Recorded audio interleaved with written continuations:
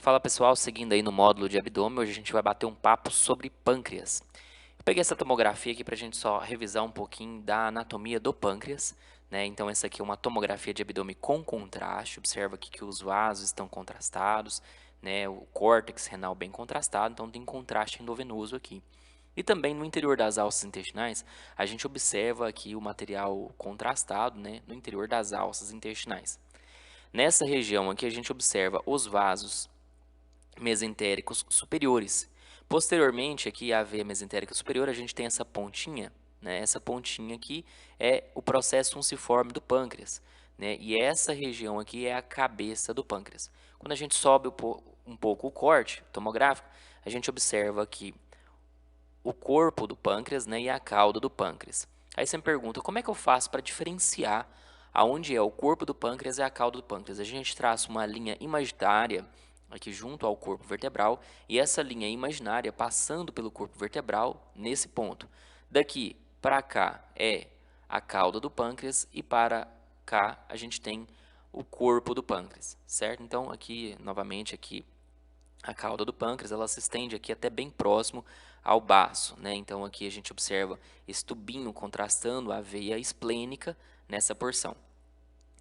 Em relação aos métodos de imagem para fazer a avaliação do pâncreas, obviamente um dos mais utilizados é a ultrassonografia. Por quê? Porque o ultrassom, o aparelho de ultrassom, a gente tem em vários lugares, né? Todo hospital tem, toda clínica tem um aparelho relativamente barato, bem acessível, de baixo custo, né? Não tem complicação nenhuma, né? Não emite radiação, não usa contraste. Então é um método muito bom. Mas qual que é um dos problemas? É que a gente precisa de uma boa janela ecográfica. A janela ecográfica é um caminho bom que o som tem que passar para formar a imagem. O som ele é transmitido muito bem através da para formar a imagem através de vísceras sólidas e através da água, né, através de estruturas líquidas. Então, qual que é o problema do pâncreas? O pâncreas ele está aqui nessa região. O pâncreas é uma estrutura retroperitonizada, né, ele está lá atrás. E na frente do pâncreas a gente tem alças intestinais, por exemplo, a gente tem o estômago que está cheio de ar. Então, quando você vem com o transdutor, põe o transdutor aqui no paciente e tenta acessar o pâncreas, tem um tal de estômago aqui na frente que está atrapalhando formar a imagem. E isso limita muito a formação da imagem, né? Então, você tem uma janela ecográfica ruim. Principalmente se o paciente é obeso, se o paciente ele tem distensão abdominal, é aquilo que eu sempre falo para vocês, né? Não peçam um ultrassom de abdômen para um paciente com abdômen agudo obstrutivo, né? Principalmente para ver pâncreas, você não vai ver nada. Então você não peça isso, né? Então o pâncreas ele é muito bem visto no ultrassom no paciente magrinho, no paciente que não está com o abdômen distendido. Tirou essa situação, ele é parcialmente avaliado. A gente consegue ver um pouco da cabeça porque a gente consegue fazer uma instalação através aqui da região do fígado. O fígado é uma estrutura sólida, ele transmite muito bem o som, vem aqui para o pâncreas, forma a imagem e volta, né? Então, aqui nessa região a gente consegue ver bem a cabeça e um pouco aqui do corpo, mas a cauda, infelizmente, não é bem avaliada pela ultrassonografia. O ultrassom ele possui um papel fundamental no diagnóstico dos pacientes que apresentam com quadro de pancreatites agudas, porque você vai fazer a ultrassonografia para ver se a origem dessa pancreatite é uma litíase biliar.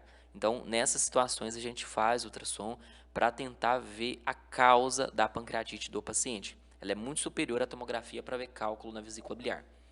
Nos pacientes que são portadores de pancreatite crônica, né, a gente vê sinais ultrassonográficos como calcificação, dilatação do sistema ductal muito bem também. Só que, no entanto, os melhores métodos para fazer avaliação do pâncreas são a tomografia e a própria ressonância magnética. Em relação à tomografia, quando a gente quer avaliar especificamente o, o, o pâncreas, a gente faz um exame trifásico, usa contraste oral negativo. O contraste oral negativo é a própria água. Você dá água para o paciente beber, ele faz uma distensão, né, do estômago, né, e isso facilita a avaliação de vasos e cálculos biliares e pancreáticos. A toma é muito boa para fazer a avaliação da necrose pancreática, coisa que o ultrassom é péssimo para fazer a avaliação. Outra coisa também é muito bom para ver os pseudocistos e se esses pseudocistos eles se infectam, né? Outra utilidade da tomografia para fazer punções guiadas, né? O paciente ele tem uma lesão neoplásica, ele tem um pseudocisto que vai ser necessário a drenagem, você faz a utilização da tomografia computadorizada. A tomo, ela é superior à ultrassonografia para fazer a avaliação do corpo e cauda do pâncreas. Eu acabei de mostrar para vocês que pela ultrassonografia a gente não consegue ter uma janela acústica muito boa para fazer a avaliação dessas porções. E na tomo você não tem esse problema. Também na pancreatite crônica, para fazer a avaliação de pseudocisto, cálculo, a gordura, né, a substituição gordurosa que tem no parênquima pancreático, a toma é muito boa. E também para fazer a avaliação de causas neoplásicas no pâncreas. Com o advento da ressonância magnética, né, também com o desenvolvimento da colangiopancreatografia, que é uma colangiografia por RM, que é esse exemplo aqui, a gente consegue ver muito bem algumas situações. Por exemplo, aqui a gente tem um sinal de dilatação do ducto pancreático principal e uma dilatação do ducto hepatocolédoco. Essa dilatação desses dois caninhos, que é o sinal do duplo cano, é um sinal comumente descrito para lesões neoplásicas periampulares, né? O adenocarcinoma da cabeça de pâncreas é a principal causa. Outra utilidade da ressonância magnética, né, com o advento do contraste hepatoespecífico, né, o contraste hepatoespecífico ele faz a eliminação do contraste através da árvore biliar. Com isso a gente consegue ter uma contrastação da árvore biliar mais tardiamente, consegue ver muito bem as vias biliares. Então isso aí ajudou muito. A colangiopancreatografia endoscópica retrógrada, né, a CPRE, que é você vai fazer uma endoscopia.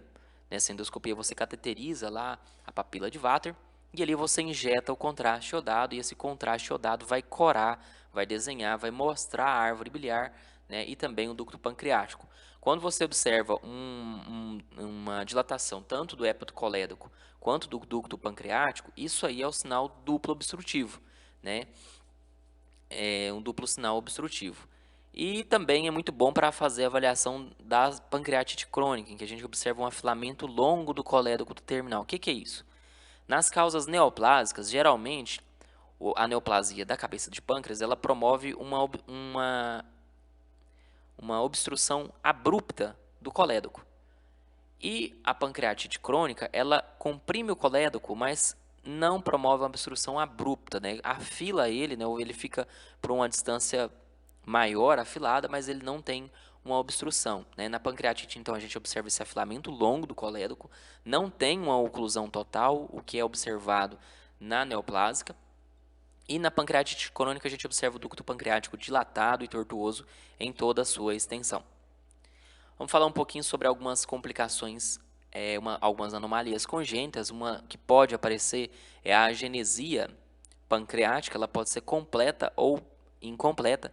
A completa ela é incompatível com a vida, já a agenesia parcial, né, a agenesia que pode ser do corpo e cauda do pancreática, né, quando ocorre uma agenesia do protodorsal do pâncreas, é o que acontece nesse paciente aqui. Observe o que a gente observa.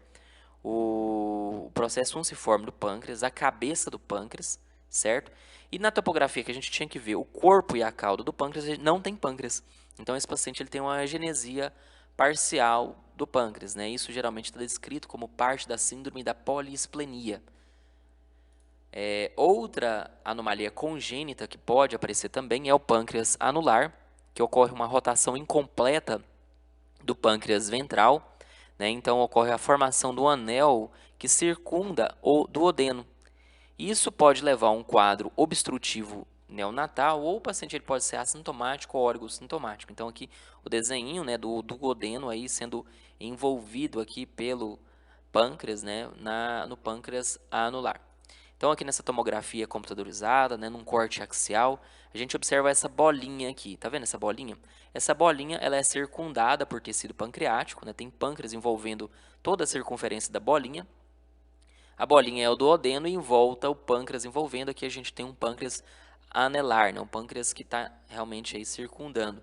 Aqui novamente o duodeno sendo circundado aqui por tecido pancreático no diagnóstico de pâncreas anelar. Aqui a gente tem uma outra variante anatômica, na verdade a variante anatômica mais comum, que é é o pâncreas divisum, né, ocorre uma ausência de fusão dos ductos pancreáticos, porque o pâncreas ventral ele roda, mas sem ter a fusão com o pâncreas ventral, né? Então, o pâncreas ventral ele roda, mas sem fundir com o pâncreas dorsal. E acaba que o paciente ele vai ter dois ductos e drenagens diferentes. Então, normalmente a gente observaria aqui no corpo e cauda aqui um ducto único, né? E aqui na frente os ductos separariam, né? Então há uma comunicação, normalmente há uma comunicação do ducto de Santorini aqui com o ducto pancreático principal, o ducto de Wirsing. E no pâncreas de Wieson não ocorre essa fusão dos ductos, né? Então o ducto de Wirsing e o ducto de Santorini eles ficam separados. Então aqui nessa colangiopancreatografia por ressonância magnética a gente observa aqui dois ductos e esses ductos separados, né? Então aqui a gente tem dois ductos separados, né? O ducto dorsal, que é esse aqui, e o ducto ventral, nessa porção, eles vão desembocar na papila menor e maior sem ter a comunicação. Outro achado que pode acontecer também no pâncreas, né, são os pacientes portadores aí da fibrose cística, em que a gente observa uma diminuição da secreção do ducto pancreático. Essa secreção ela fica espessa, né, com uma certa dificuldade de drenagem, e essas secreções espessas é o que vai promover a clínica do paciente e os achados por imagem. O paciente ele geralmente evolui com esteatorreia, dor abdominal crônica e diarreia. E ele também pode ter um quadro de síndrome iliomeconial símile, né? O paciente ele faz quadros subioclusivos por conteúdo intestinal espesso. E na imagem que importa aqui pra gente, o que a gente vai ver? Né? O que eu tenho que observar na imagem que geralmente aparece? Esse paciente ele aparece com alguns múltiplos cistos pancreáticos. O pâncreas ele é substituído por gordura, ou seja, ocorre uma lipossubstituição do parênquima pancreático, e a gente também observa calcificações pancreáticas. Nessa radiografia do abdômen, a gente observa esses múltiplos focos de calcificação aqui, esparsos pelo parênquima pancreático, tá? Que pode aparecer aí no paciente portador de fibrose cística. Vamos observar aqui, ó. Aqui está mais ou menos a topografia da cabeça do pâncreas, onde tem esse Czinho aqui, ó, escrito, são os múltiplos cistos que aparecem aqui na cabeça do pâncreas no paciente portador de fibrose cística. E aqui, não, mais ou menos, nessa porção desse asterisco aqui, o pâncreas até que está relativamente normal. Mas observe que aqui, à medida que vem pelo corpo e cauda do pâncreas, o pâncreas ele fica mais pretinho, né? Ele fica com uma densidade de gordura. Ocorreu uma substituição gordurosa do parênquima pancreático, né? A lipossubstituição aqui, mostrando aqui a lipossubstituição no parênquima pancreático, que pode acontecer também. Aqui, observem aqui a topografia do parênquima pancreático, ele bem pretinho, né? Observem que ele está bem preto com a densidade aqui de gordura, né? Também mostrando aí a lipossubstituição que pode aparecer.